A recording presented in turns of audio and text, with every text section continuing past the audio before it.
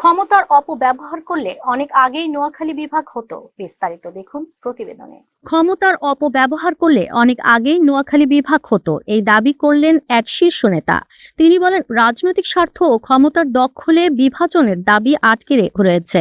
নোয়াখালীবাসী দীর্ঘদিন ধরে আলাদা বিভাগ চেয়ে আসছেন, যাতে তাদের স্বতন্ত্র উন্নয়ন নিশ্চিত হয়। এলাকার মানুষও জানান, তারা দ্রুত নোয়াখালী বিভাগ প্রতিষ্ঠার প্রত্যাশায় আছেন। এই দাবি আগামী দিনে রাজনৈতিক আলোচনার কেন্দ্রবিন্দুতে থাকবে বলেই মনে করছেন বিশ্লেষকরা। আর আমি তাদেরকে খারাপ ভাষা কিছু বলতে চাই না, এই কারণে আমি আমার মতন করে দাবি জানাবো।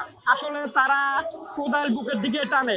ধরেন আমি আপনারা বলি, আপনার ভাই যদি আল্লাহর রাস্তায় খাইতে যায়, আপনিও যান, আপনার বাইরে যদি কেউ উঠাই দেয়, তো আপনি জোর করে আপনার বাইরে বসাতে চেষ্টা করবেন, আপনি আরেক বাইরে উঠাই দেওয়ার জন্য চেষ্টা করবেন। তো তাদের বাগে ডেকজি গেছে, তারা এখন ডেকজিলো টানাটানি করতেছে।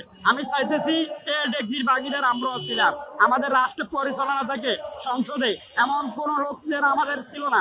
এমনকি আমাদের যে রাষ্ট্রের মাপকাঠি, ধরেন বঙ্গবন্ধুর পরে মালিক উকিল, আমি অনেক লাইভে বলেছি, অনেক ইউটিউবের এবং চ্যানেলে বলেছি, আপনারা দেখতে পেরেছেন। তো ওরা যদি তখনও চাইতো তাইলে হইতো। আর বাংলাদেশের প্রথম পতাকা নোয়াখালীতে উড়ে দিচ্ছে। বঙ্গবন্ধু ঘোষণা দিয়ে গেছিল যে যুদ্ধের আগে, ঘোষণা দিয়ে দিচ্ছিল যে জেলা আগে পতাকা উঠবে ওই জেলা ঢাকা পরিণত রাজধানী করবে।